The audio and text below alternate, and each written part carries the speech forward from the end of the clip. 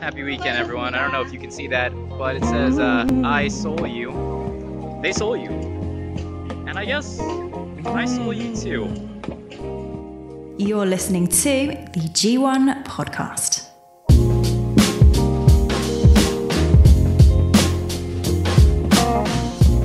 What is up, everyone? Welcome to the weekly vlog and this week in Korean history.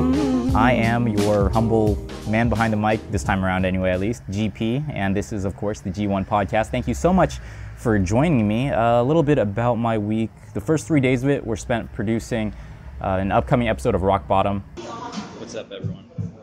Today is Tuesday. Spent a lot of my time in cafes, editing audio, and here's kind of a look at behind the scenes of what I do to create some of the documentaries I do. This upcoming one is Rock Bottom. It's about guns, so here's just a small clip of what I do.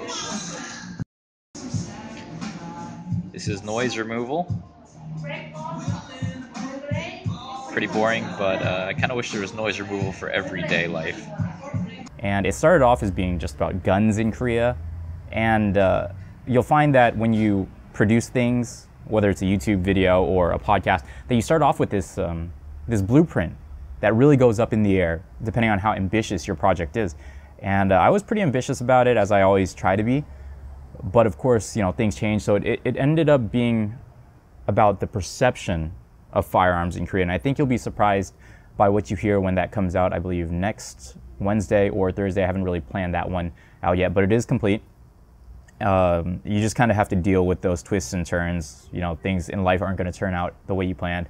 But I am happy with the result, and thank you so much to everyone who participated, who allowed me to record their 2 cents on the topic. Moving forward in the week, got some outdoor workouts in. That was fantastic. Didn't do that much other than after the first 3 days of the week were really taxing in terms of production, so I kind of tried to chill a little bit. I still got a lot done, which is fantastic. Looking forward to the Spartan race this coming Saturday. So I've been doing a lot more cardio. On Saturday, I went out to the Han River for Alex's birthday, so happy early birthday to him. That was that footage that you saw at the beginning of this video, actually. It's been more and more crowded every year. It's pretty much an ocean of tents now, and it's nice to be outdoors, but I'm kind of getting to the point where I'm like, yeah, I'm over this. I need to find a new spot along the Han to chill out at. I think that's about it. For me personally, let's move on to this week in Korean history, and then I'll hit you up with some podcast news at the end of this. So this week in Korean history, let's get started doing it on my phone again. Today's date is May 23rd. By the time I release this, I actually recorded the night before because you just can't record outdoors like at 5 a.m. on Monday by the time I release this. So we're actually right outside my apartment steps. Okay.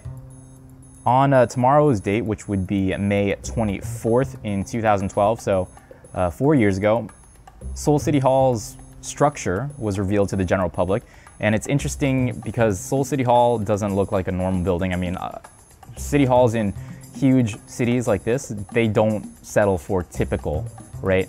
And Seoul City Hall's undulating glass structure is a perfect example of that. But one way that it separates itself is that directly in front of it, literally, the new City Hall looms over the old one. And that one is like a colonial occupation era City Hall. So the contrast is amazing. I believe it's a library now, and it's right there in front of Seoul Plaza. I don't pass by there too often, so I've never really had a reason to go into it, but you can see, and it's very, very interesting to look at. But they took off the scaffolding and the surrounding structures to reveal it to the public. The reception was kind of mixed. Some people liked it, some people didn't at the time. It was completed over the course of 3 years, so a 3-year period of construction.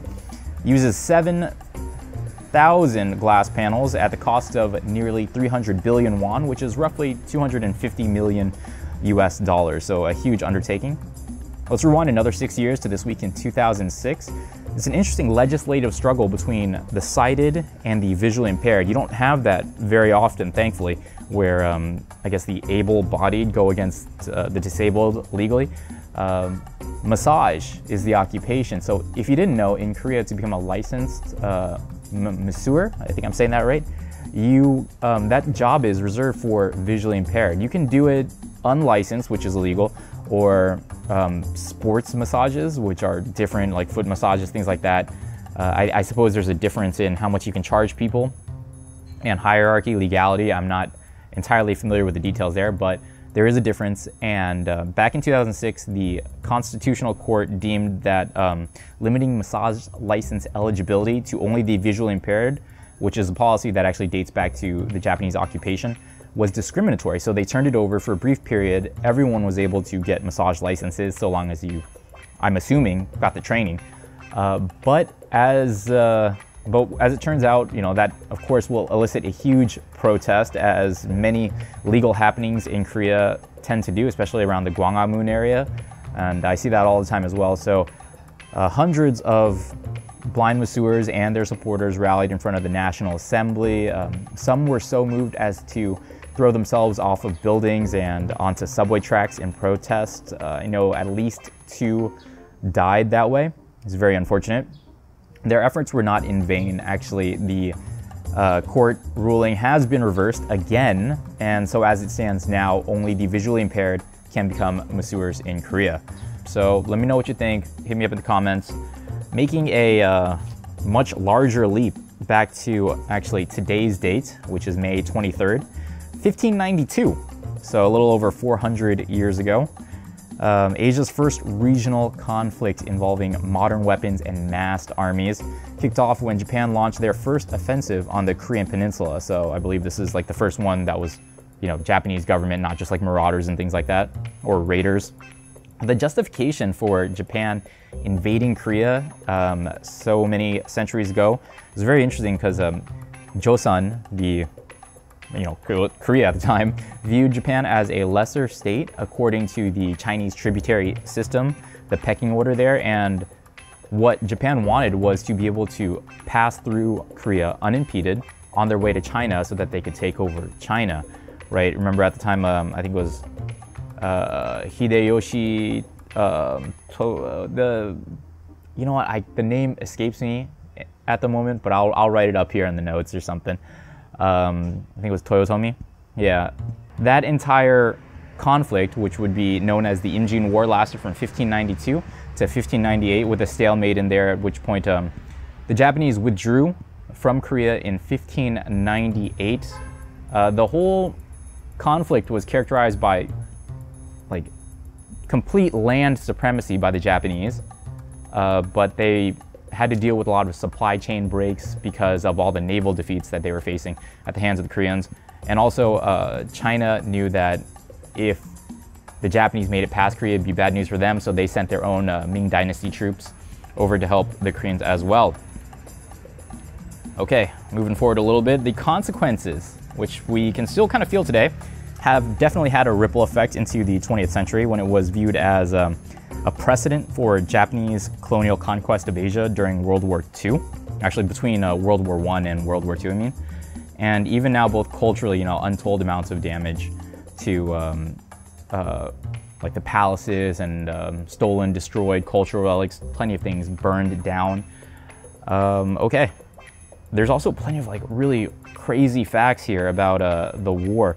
The only reason why diplomatic ties between Japan and Korea were normalized after the war was because the Ming Dynasty troops were doing as much damage as they were good, and it was in Korea's best interest to normalize diplomatic relations so that the Japanese would leave and thus the Ming troops would also leave.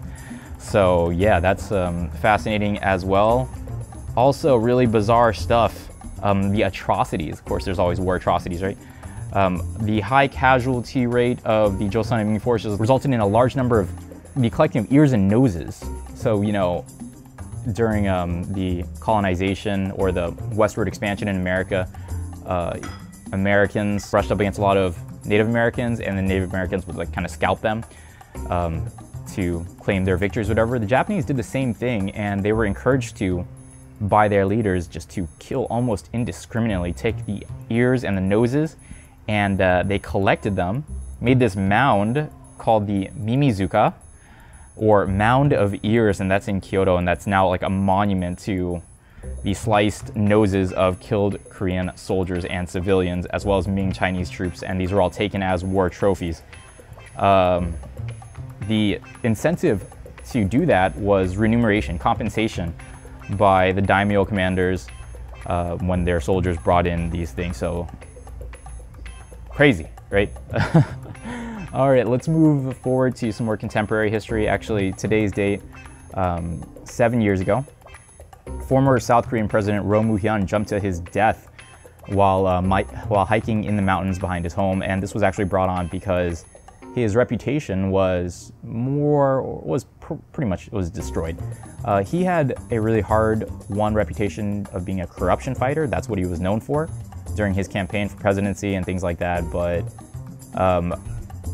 not just over a year after leaving office, all these allegations of bribery kind of swallowed his family members, his brother, and so on, and his closest associates. And that's kind of what led to that. He jumped off the cliff. I'm not sure if anyone was with him at the time. And then he actually passed away at Busan University Hospital. Hopefully he'll be, remembered for more than the bribery scandals. I myself don't really know how people feel about him. So if you have an opinion, leave it in the comments as always. On to the bizarre stuff. And I do remember this one actually. A South Korean couple, May 28th, 2010.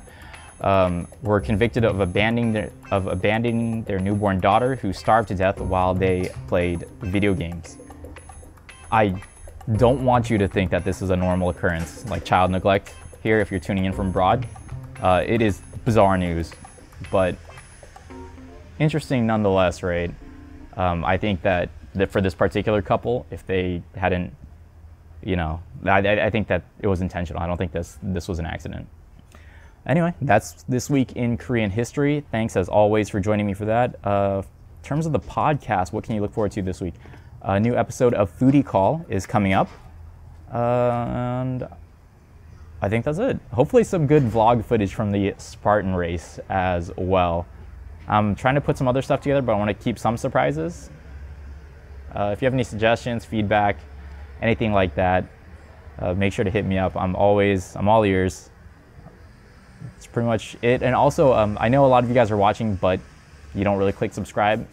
Do me a favor and click subscribe, please. I'm GP, and this has been the G1 Podcast. Thank you for joining me.